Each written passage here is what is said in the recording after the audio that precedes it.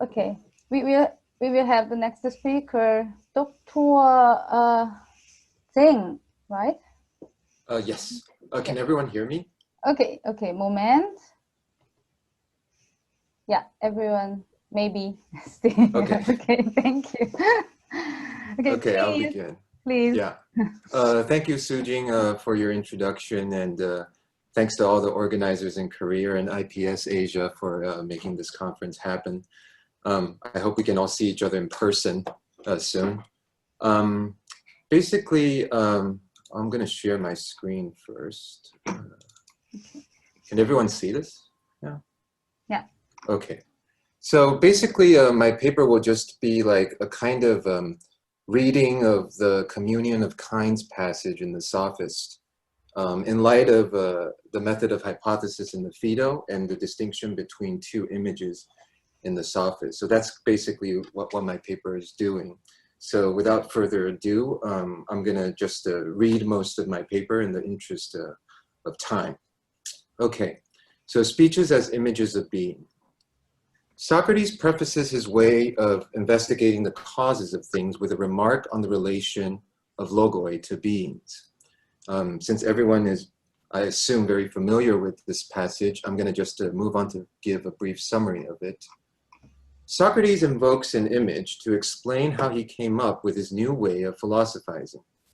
His predecessors resemble those who inquire into the causes of the solar eclipse by looking at the sun directly. But they risk becoming blind, that is, being confused by unresolvable contradictions that follow. Observing the reflections of the sun in water while not making direct contact with the sun becomes the safer route. Analogous to this, Socrates turns to the reflections of things in logoi. Socrates' initial image suggests that logoi are images of beings, and his philosophizing involves arriving at originals by way of their images. But he immediately qualifies this obvious suggestion. He says that the image he invoked is in some way, tropontina, misleading. This is because logoi are no more images than erga are. And then Socrates goes on to explain his second sailing both in outline and by specific examples, eventually culminating in the proof of the immortality of the soul. The purpose of my paper is to show that on the basis of the distinction between two kinds of images in the Sophist, the communion of kinds passage is informed by the understanding of the double nature of logoi, as indicated in the Phaedo passage. And the passage in the Sophist in important ways elucidates what Socrates leaves unsaid there. The stranger appears to articulate what Socrates means in Sophist 254b to 256d. In there, I split that passage into two steps. First, he compares speeches spoken by a sophist to paintings of sensible images created by a painter. This, in my view, re-articulates Socrates' solar eclipse analogy. Speeches are to the truth of things as paintings are to sensible things. Second, the stranger proceeds to divide images into phantasms and icons, that is, inaccurate images that appear accurate from the intended viewer's perspective, and accurate images that reproduce the true proportions of the original. Here, he suggests in what way logoi, precisely due to their being spoken images, eidola legomena, are not images. Namely, that if spoken images can reproduce the proportions of the original, then they transcend their image status and in some way can serve as the original. And I'll try to make clear what that means in the following. On this reading, the stranger and Socrates agree as to the nature of logoi. But what are these logoi? And what are the originals that they imitate? Furthermore, if taking refuge in logoi means to get involved in both spoken phantasms and spoken icons, how does one distinguish the two? Reading the communion of kinds passage as carrying out the method of hypothesis in the Phaedo will shed light on these questions. So first, a quick summary. The stranger and Theaetetus discover that a coherent account of non-being is required to define the sophist as a maker of deceptive speeches. But a review of the predecessors who investigated being showed that being itself is no less perplexing than non-being. Their perplexity before being simultaneously reveals a reason to be hopeful. They will discover as much about non-being as they do about being. The stranger then suggests that they select some greatest kinds for their purpose, and furthermore, a two-step procedure for the following investigation. Step 1, they investigate what sort each of the greatest kinds is. And second, the power that each of these kinds has in relation to each other. For my purposes, the scholarly controversies concerning step 1 are less significant than the observation that the stranger's point of departure is the perplexity of being. What I mean by this is that while the perplexity of being had ended with the stranger in Theaetetus unable to articulate the substantive content of the meaning of being, the investigation there was not all negative. The review of the predecessors, that of the Friends of the Forms in particular, had revealed that whatever is must be knowable. But knowability requires both motion and rest.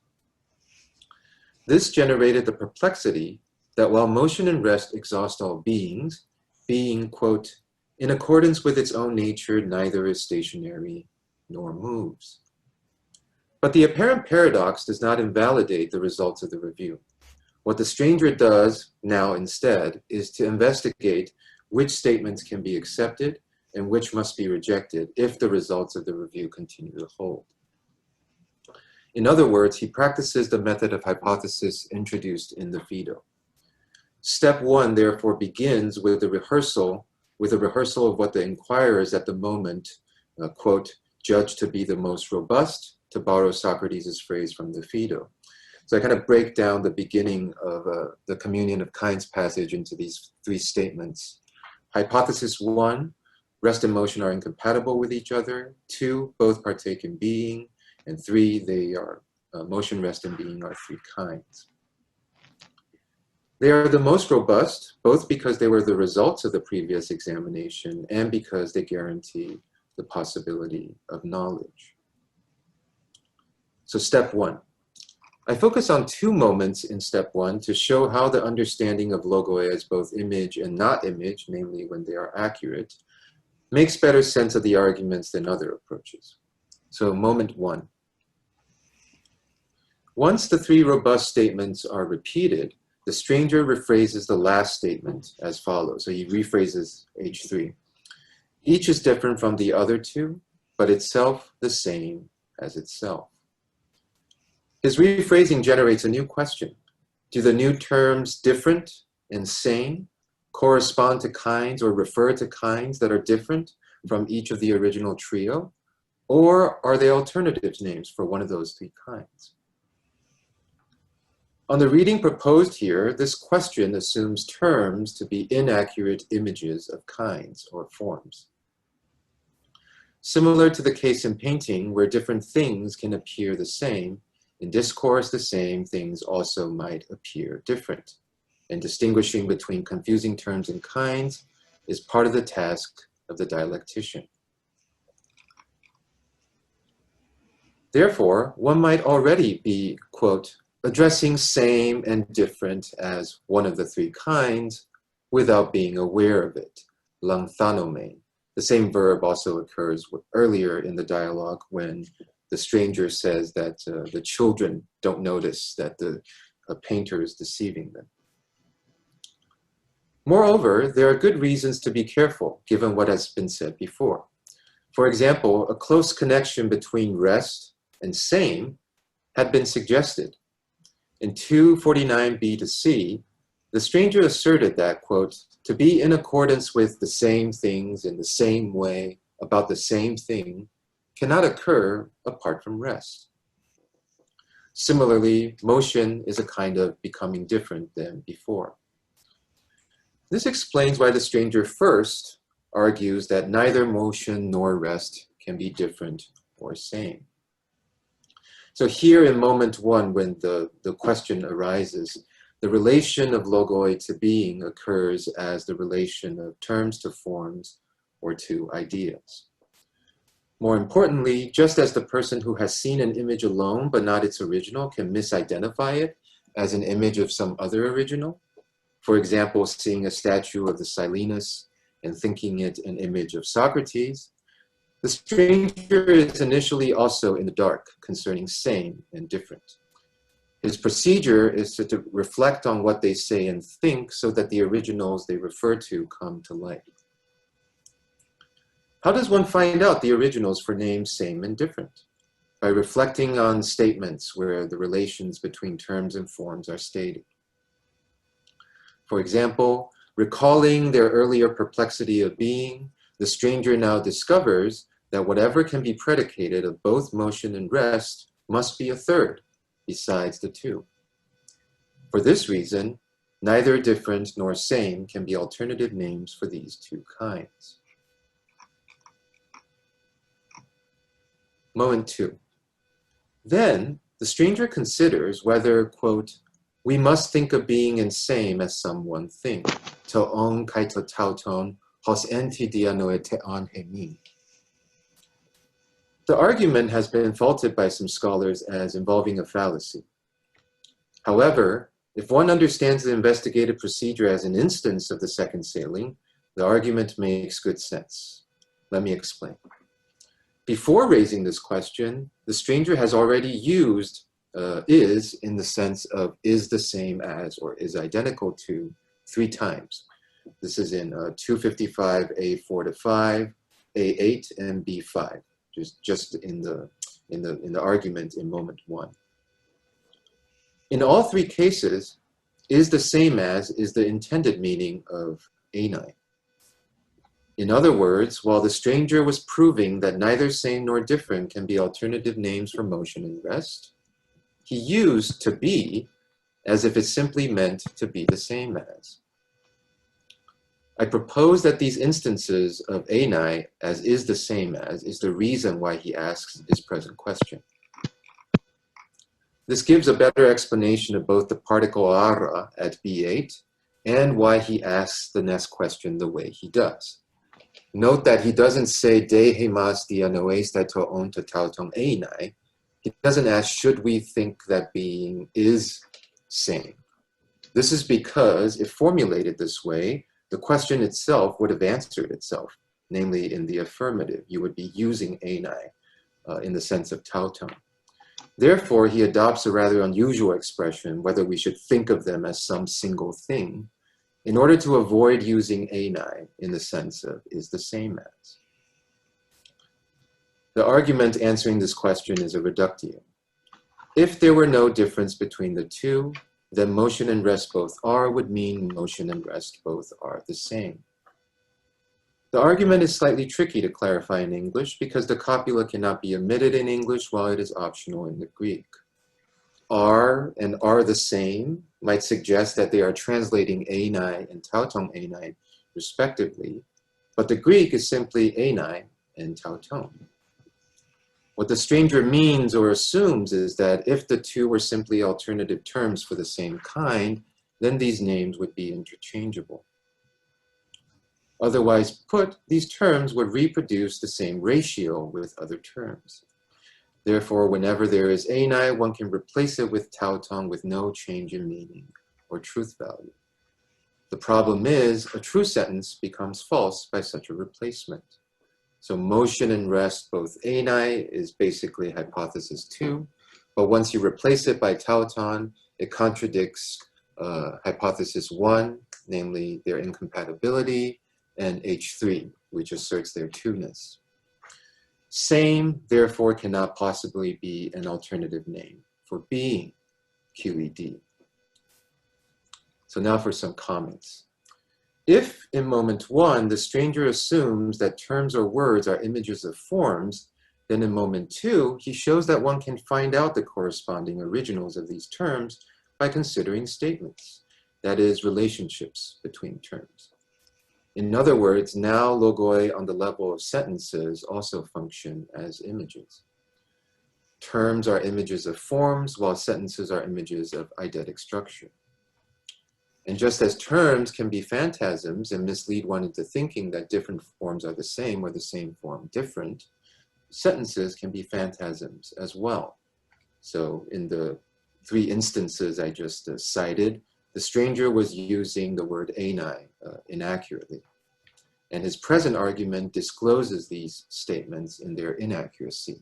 So after this proof, all the way until the end of this section, the stranger will no longer use anai for identity statements.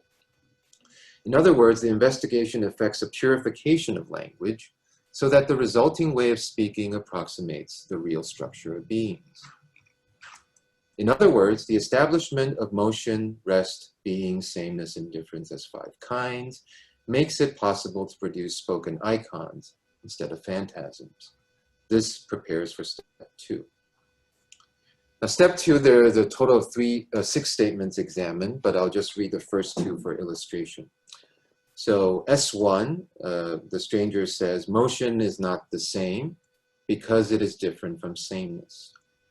And the second, the pairing statement is motion is the same because all, which I take to be all forms, partake in sameness, and therefore, motion is the same as itself. It should be noted that in step 2, nothing new is really said. These assertions explore the very same robust hypotheses, but now from the perspective of partaking relations. I wonder if this is an instance of repetition that Cynthia just mentioned. They are grouped into 3 pairs, and each pair having antithetical members, where a motion is not P statement is put side by side with the motion is P statement. And these is and is not statements I give above in italics.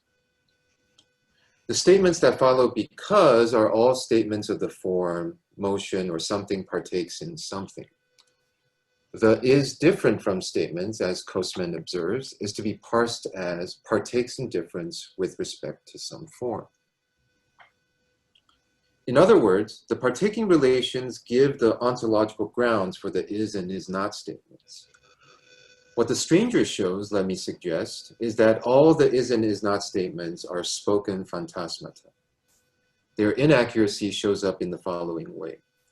If I don't have these partaking statements, each of these 3 pairs would appear contradictory. For example, either motion is the same or motion is not the same. Only one of them can be true, the other is false. This is, of course, what the sophist exploits to win verbal victories in debates. His antilogikon is the ability to discover and generate these contradictions in speech. The partaking statements, once added, resolve these apparent contradictions. This is significant because step 2 illustrates that logos can find ways of overcoming its own weakness within itself.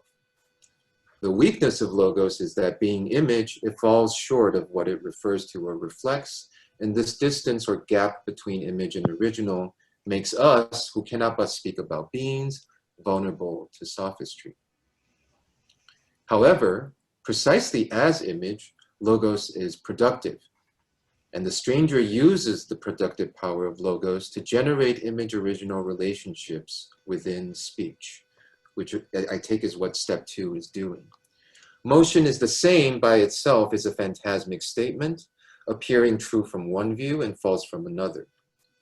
But once you indicate in speech the proper original that it's reflecting, namely the partaking statements, that fix the indeterminate and potentially misleading meanings of the is statements, they come to light as something true.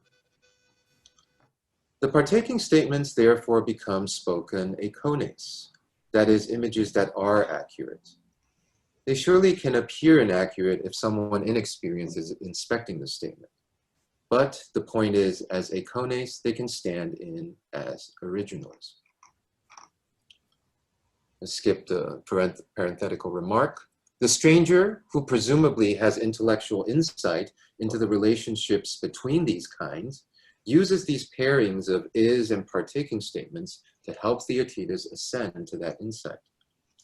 This power of logos to serve as eikon of reality, I suggest, is at least one plausible way of understanding what Socrates means when he says that in one way to investigate beings in speech is not really to investigate them amongst images. This is because if one can discover the relationship between originals that logoi mirror by the creative power of logoi itself, the imagistic nature of logos can be turned to an advantage for inquiry. Conclusion. Logoi can be said to be daimonic in the sense characterized by diotima. Properly used, they facilitate the ascent to forms.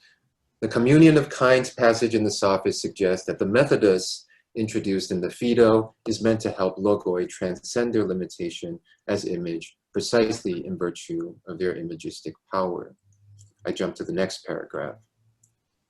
Important philosophical implications follow when one reads the Phaedo and Sophist passages in light of each other. To begin with, Burnet remarked that Socrates' presentation of the method as a second best in the Phaedo is ironic. Socrates doesn't really consider this method to be actually inferior to what the predecessors did. However, a non-ironic reading is available if the Sophist passage is read as an instance of the method. Socrates praised the new method for its safety. It achieved reliable results at the expense of giving up something else. The Sophist, on my reading, quietly suggests what is lost. The nature of each form by itself is somewhat beyond logoi. And I say this for the following reason. While the stranger claims he will discuss what sort each kind is, poia, he never really does this, with the exception of his characterization of difference. What he does do is to demonstrate that the five greatest kinds differ from one another and therefore must be counted as numerically distinct. There is an ineradicable weakness of logos. An iconic statue of Socrates can give me the correct ratios between parts of Socrates' body, but it cannot tell me how tall he really was. Similarly, the dialectician might discern, or the inquirer might vaguely sense, apomanteuestai, what each form is in its own nature. But when conveying that understanding in discourse, both the dialectician and the inquirer can only articulate its relations to other forms, not by themselves.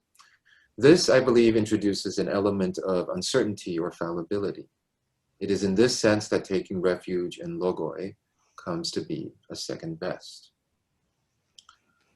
The second philosophical benefit is a better appreciation of Plato's lifelong occupation with sophistry. Surely, Plato was interested in this question for political reasons, namely Socrates' trial. But there is also a reason inherent in the activity of philosophizing itself. The power of sophistry lies in non-being, and part of what this means is that it lies in the gap between logoi and being.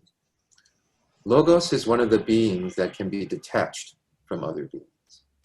And sophistry thrives when that gap is widened, when the productive power of language usurps its potential to discover, when most talk is full of phantasms, such that one no longer can recover the originals they only distortedly represent. In this sense, sophistry is an everlasting threat to the Socratic Platonic way of philosophizing. Taking refuge in logoi, in other words, while safe, involves dangers of its own. Thank you. Okay.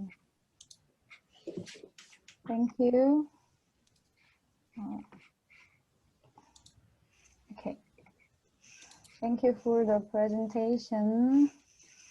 Okay, thank you for the presentation. Mr. Altman pressed the raise hand button the fastest.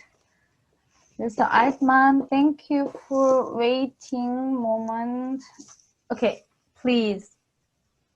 Well, I'm very delighted that Sung-hoon is here because these two papers are, it seems to me, brilliantly paired once again. The word secularization that was my first reaction to Cynthia's paper is also my reaction to yours, Ika. I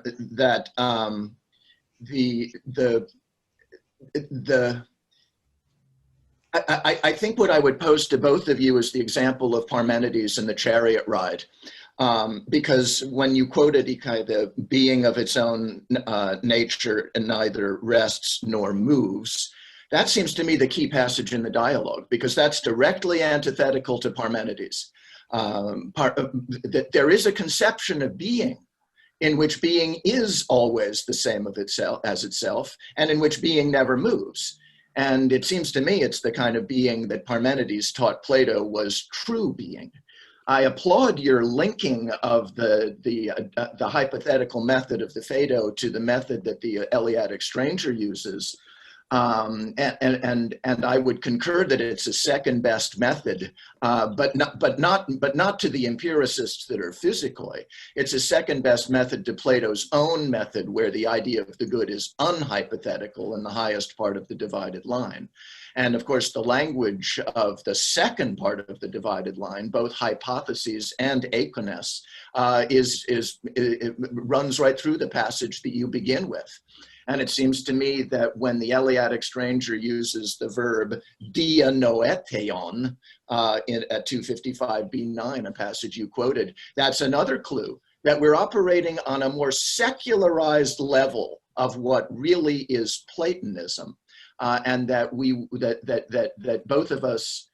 both of you guys should take that chariot ride with Parmenides and try to arrive at a Platonic conception of being that actually by its own nature does rest and is by its own nature always the same as itself.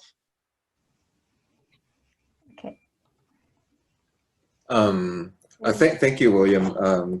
I mean, you know,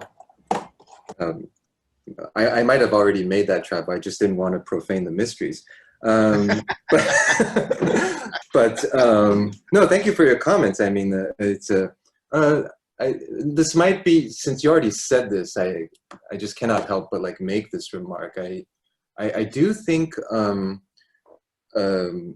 what is happening in the Sophists, and everyone feel free to disagree, is that the Eleatic stranger seems willing to settle for, you might say, a lower requirement for what counts as knowledge in order to produce some doctrines that are more positive and communicable, or even more suitable for being written down.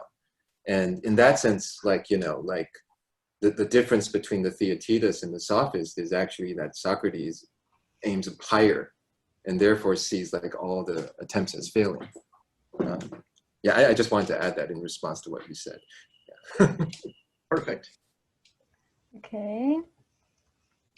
Next customer, Mr. Krasa, right?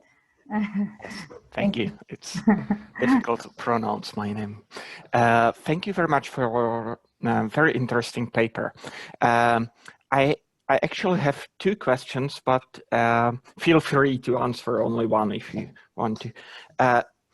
It seems to me that that one of the lessons of the Sophist is something which seems to me that it goes against what you proposed, namely that it seems to me that the Sophist wants to show that if you ask questions like what is sameness, TST something, you have to answer these questions in terms of giving an account of the relations of the thing you're asking about. So the relations are at least part of the answer on the question TST. And it seems to me as if you were saying that you actually should differentiate between the question what is sameness and what is the relationships of the sameness. And I would like you to expand on this topic a bit, whether you really want to say this in a whether it is necessary for your interpretation to distinguish between these two kinds of inquiry strictly or not. So that's my first question. And the second one is,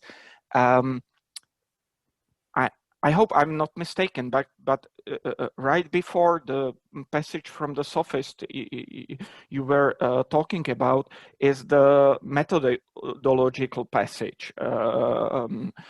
So I'm wondering what is, in your opinion, the relationship between the method as explained in the Phaedo, which you use to explain the Sophist passage, and the methodological passage in the Sophist itself. Thank you. And again, thank you for your paper. Can I ask a question about your second question? When you say the methodological passage in the Sophist itself, are you thinking of a particular text in the dialogue? Yeah, I mean the passage 252d12 and following, where he says, okay, when you want to see how one and many is together, you have to see that one idea goes through all the others, etc. I think I need to think a little bit more about the relation of that one-many passage to the Phaedo. I don't have an immediate response yet. I do believe, I mean, I don't mind just throwing this out because that passage is just so crazy. I believe those two one-many passages that, like, you know, the second one-many pair, I would agree with Mitch Miller's reading, where he argues that the second one-many is about diuresis, like beings that can that are susceptible to diuretic treatment, and there it's talking about the one-many relations there. And I suspect the first one-many relation is actually about these, you know, what Jill calls vowel kinds or vowel forms, and namely that, like, the first pair of one-many relations is about, you know, relates to the passage I was reading today. But, you know, I don't know their relation to Phaedo. Your first question, I understand, like, it can even be stated in forms of, it can even be stated stronger, right? Like, maybe the stranger just treats answering what is like a kind question in terms of, like, giving out an exhaustive list of its relations to other forms. And I don't really object to that. I take that to be a kind of legitimate response. So maybe, like, what the stranger is thinking about giving a what is exactly simply giving out an exhaustive list of the relations that each kind has to other kinds. My problem is simply that, like, then it looks to me that what we have here is less a definition in the usual sense than a list, right? So it's not like, it seems more like it seems almost more like a lexicon. Like, you know, you just, you treat each form as a letter and you just, like, list out all the ways that are correct spellings, right? You list all the ways it can be correctly spelled. And then you say, I have an understanding of this letter. This seems to me that, like, problematic, I would say. It might be what the stranger actually thinks. I don't want to rule that out. But I do feel there's still, like, a good reason to distinguish, like, an answering the essence question and answering, like, its participatory relations to other kinds question. So I would treat them as distinct. Thank you. Okay, thank you. And I see. Right? Right? If Tanya has a question. Yeah, okay, please. I know I seem to have a Korean name, but I'm not Korean. I don't speak Korean. Sorry. It's okay. Okay, please. Okay. Sorry, I couldn't find the button for raising a hand, so I'm, like, raising a hand actually. Yeah, it's okay. Sorry. Please. Thank you. I have one confirmation, two questions. So I would like to first confirm if I understand correctly. You're saying that when a logo is not only an image, that is, that logos say something true about the originals. It means that for you, there's a correspondence between relationship between terms. I quote what you wrote. There's a correspondence between relationship between terms and eidetic structure of form. Is that correct? Okay. Can you say that again? When a logos is not just an image, that is, it says something about its original. For you, what you want to state here is there is a correspondence between relationships between terms, what you just presented, and the eidetic structure of forms. Yes, Is it yes. what you Okay. were? Okay, so if I understand this correctly, can you explain in what sense logos can be image and not image? Are you talking about like in a sense that, as we can see in the Phaedo, when we consider the logos autokatato in itself and by itself, we have the part not image, that is the original, and we consider it not in a way autokatato, and we have the part image. Is it what you are suggesting? Second question is that when you're talking about a logos that is not only an image, that meaning is an image and not an image at the same time, you're talking about a single statement or like a organized discourse. What I'm thinking is, if you are thinking about a single statement, then we have a problem like the third definition in the Theaetetus, where a true logos is not enough. So that's my two questions. I can answer the first rather easily, but I don't know if I totally understand the second. The first one is, I was thinking something along the lines of what I wrote on page 6. So like, when I was thinking about terms to terms, I'm thinking like the statement in the italics that motion is not the same is an image for the original. Motion partakes in difference with respect to sameness. So then like logos is an image, like the italic part of the statement, and then logos is not an image, the latter part of the statement following because. So that's basically what I mean. I didn't totally get the second question. The question is, are you talking about a single statement, or if you like, a proposition as a logos being image and not image, or a complete discourse that is an organized, like multiple logo together? Do you mean something like what Socrates says about well, like I don't know, like an argument, or like the wagon in Hesiod, or like the whole discussion on what is justice or something like that, but not a single statement like the sky is blue.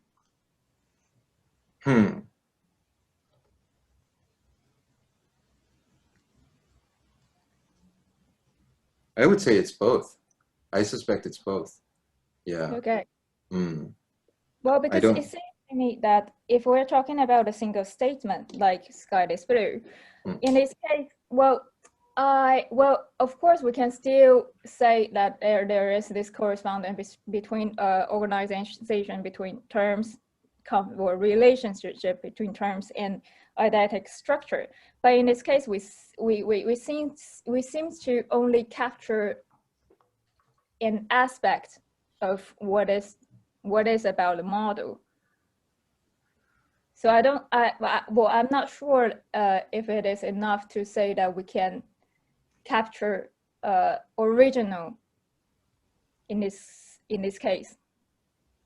So if I understand you correctly, you want to push more towards the organizing, like organized statements view. Yes. Okay. Well, we can talk about this later. It's a question. Well, yeah. I'll have to think about it. Yeah. I sort of get what you mean now. Yeah. But right now, like, I think given what I understand so far, I think I can still stick with the first one. Yeah. Thank you. Okay. Thank you. Thank you. Okay.